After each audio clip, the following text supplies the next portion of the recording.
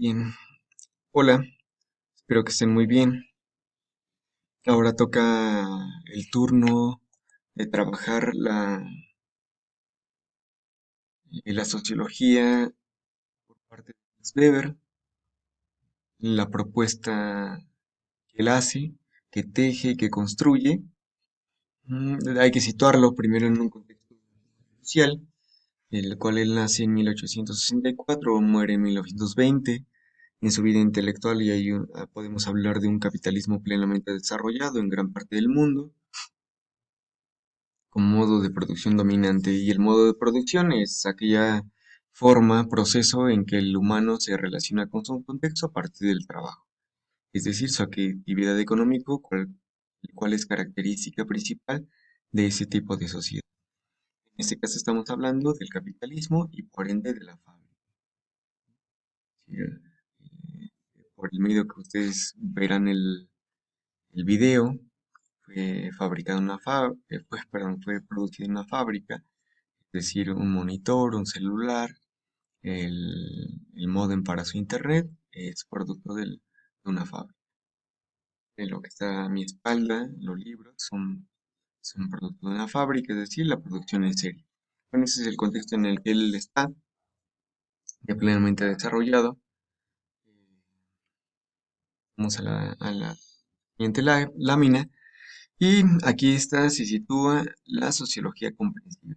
Esta sociología comprensiva se va a denominar situando la diferencia de una perspectiva positivista marcada por la explicación, es decir, por la palabra en alemán erklären, que significa explicar y responde a la pregunta ¿por qué? Mientras que la parte de la tradición aristotélica, es decir, las formas de concebir la sociedad, va a estar predominada por la palabra Verstehen, igual a una palabra alemana que significa comprender, es decir, comprender de manera particular el proceso en el que se está desarrollando el sujeto en sociedad. Este punto ya se trabajará de mejor manera en los minutos siguientes.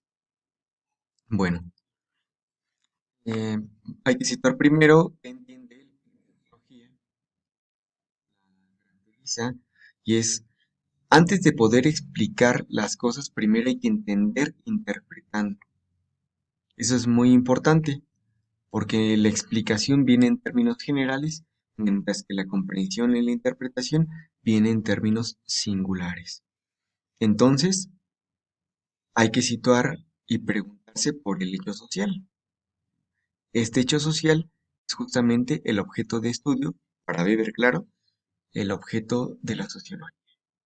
Y justamente pasaremos a explicar qué concibe él por el hecho social, y que lo va a concebir en tres aspectos. Antes de entrar en esos tres momentos, primero hay que caracterizar al hecho social. Y esto lo va a hacer sí y solo sí, en términos matemáticos. Él estaría en contra de ello, pero a modo de ejemplificación, el sí y solo sí lo va a hacer un hecho social si detrás de hay un sentido subjetivo. El sentido subjetivo quiere decir que no se puede percibir de manera cognoscible. Tiene que, bueno, está íntimamente ligado hacia la conducta de los demás. Pero los demás tienen que ser personas. Ujú. Muy bien.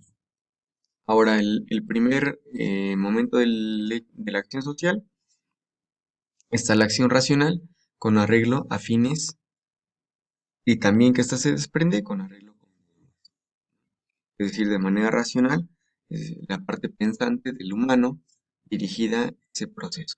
Mientras que hay una acción social de manera afectiva, y eso tiene que ver arraigada con sentimientos, por ejemplo, visitar a mi mamá, pero no porque es mi mamá, sino digamos porque ella me extraña, entonces yo tengo un sentimiento de afecto y mi hecho, él lo va a condicionar que sea hecho social porque yo soy hijo, mi madre me extraña, entonces voy para allá, no porque es mi madre, sino porque ella me extraña. Entonces ese condicionante de la extrañeza viene marcada en la acción social de manera afectiva.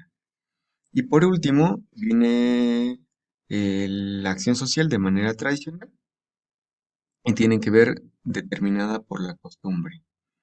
Eso lo tenemos claro si vamos a pedir por primera vez o cita en el trabajo, nos arreglamos no porque nos gusta vestirnos así, sino porque estamos pensando en agradarle o causar buena impresión a quien nos vaya a reclutar, sea hombre o mujer. Es decir, hay una determinación de costumbre por la apariencia física. Entonces, esa es una acción social basada en el ambiente tradicional. Bien, teniendo ello, podemos centrarnos a los tipos de dominación que trabaja Max Weber.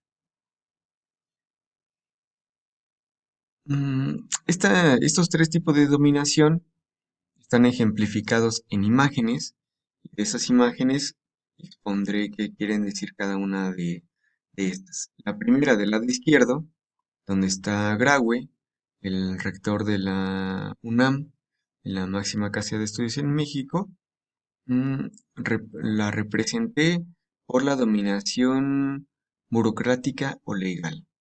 ¿Qué quiere decir? ¿Hay una dominación? Sí, pero ¿dónde ejerce su poder de dominio? ¿Porque es Graue? No, sino porque Graue es figura representante de la máxima casa de estudios de nuestro país o cualquier otra universidad.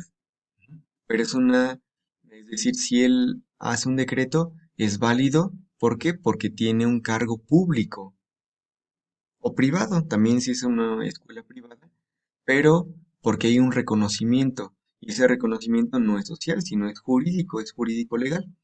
Ujú.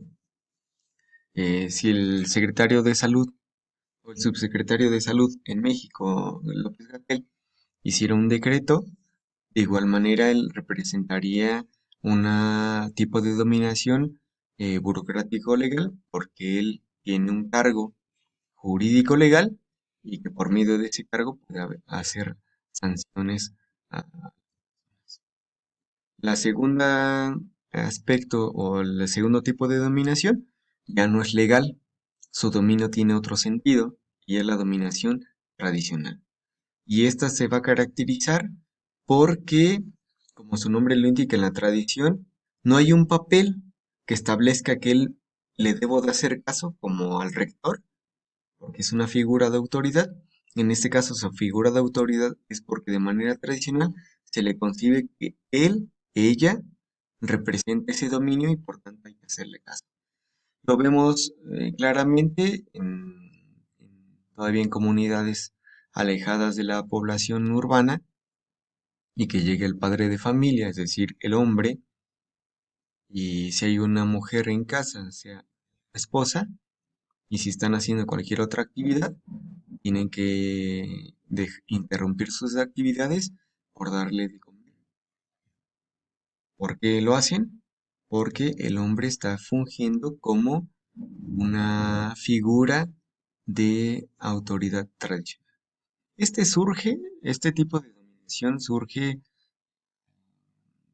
o tiene sus orígenes en sociedades más primitivas, por ejemplo, lo que conocemos como los chamanes, es decir, la persona más con más edad, me refiero cronológicamente, y al tener más edad representaba que tenía cierto conocimiento de la sociedad, cierto conocimiento de las actitudes, de las conductas de las personas, incluso si iba a llover, si no, es decir, podía predecir, ¿no? Lo podemos hasta ver representados en series de televisión como en Vikingos, por decir. Esa es una figura que por ser el mayor de la comunidad se le adjudica que ha tenido mayor experiencia y mayor contacto con varios grupos de las personas y la propia población le adjudica saber, un tipo de poder y lo que le conviene en un tipo de dominación de corte tradicional. Mientras que la primera con Graue es una dominación legal porque tiene un papel legal que le adjudica para poder tomar determinaciones en la dominación tradicional simplemente por ser el papá, el padre de familia, en familias todavía rurales, por decirlo así, que tiene mayor peso y mayor representatividad. Finalmente, por eso. Y de hecho esta imagen, la que la pongo, la de en medio, la persona con más edad, que de hecho ya casi no tiene cabellos, está al centro de la mesa, es justamente la persona más importante, entrecomillado, que quiere decir con más edad, más experiencia, el de mayor peso jerárquicamente en esa familia compuesta de cinco integrantes, digamos, en el caso de la imagen. Y tan solo representa con más poder. No hay un papel jurídico que diga el hombre es el que tiene más peso que la mujer o que los hijos. Simplemente por costumbre, por tradición. Es decir, no es de manera pensada, no es un atributo legal que puede ejercer ese tipo de dominación. Y en la tercera imagen, de su lado derecho, está una bandera. eh, La imagen tiene al comandante Ernesto Guevara de la Serna, más conocido como el Che Guevara. Él también tiene un tipo de dominación y él lo voy a representar, bueno, claro, retomado de la propuesta weberiana y sería la dominación carismática. Mientras que la primera, es decir, la dominación legal, va a tener su poder justamente porque legalmente tiene dominio sobre los demás. En la segunda, tiene un dominio porque tradicionalmente se le atribuye un poder sobre el resto de la familia, digamos, o el resto de la población. En el tercero, tiene la característica de ni legal ni tradicional, sino su poder lo ejerce en la carisma que tiene. Es ese sujeto como persona. Y va a tener como característica también principal el poder arrastrar a multitudes. No lo conocen 10 personas, 100, sino lo conocen en la mayor parte del mundo. Es decir, por eso lo puse en una manifestación. No importa el país, porque lo conocen de manera internacional. Bien, lo hubiéramos podido situar al Papa Juan Pablo II, a Mahatma Gandhi, mismo López Obrador. Por ejemplo, pongan de representante para las elecciones federales pasando este sexenio, él o ella va a tener, sea Claudia o Marcelo, pero a la jefa de gobierno de la Ciudad de México o al canciller de Relaciones Internacionales, a Marcelo Ebrard, ellos podrían fugir una dominación de tipo legal, ¿cierto? Sin embargo, lo que están pensando y lo que les está costando trabajo, refiero al partido Morena, es que acabando la figura de López Obrador, que no tiene ninguna otra figura que pueda tener ese arrastre de masas y que pueda ganar elecciones. Me refiero a las venideras. Un gran problema que ellos tienen y que seguirán teniendo hasta tener una imagen que pueda. Y lo mismo para los otros partidos, no le pudieron competir porque no tenía ninguna figura carismática. Lo he intentado Anaya con esta que le hacían muchos memes, yéndose a comunidades, pero pues él no iba a ser una figura carismática, una dominación carismática por su prisma condición de piel, ¿no? Güerito, alto, tez clara, cabellos claros, y yéndose a las zonas proletarias, pues se les hace ajeno, mientras que López Obrador se les hace parte de. Entonces, este tipo de dominación de corte carismático ejerce su dominio a través del carisma y arrastra a multitud. Bien, este es todo por este video. El siguiente tocará una explicación del corte empírico con Mille Durkheim.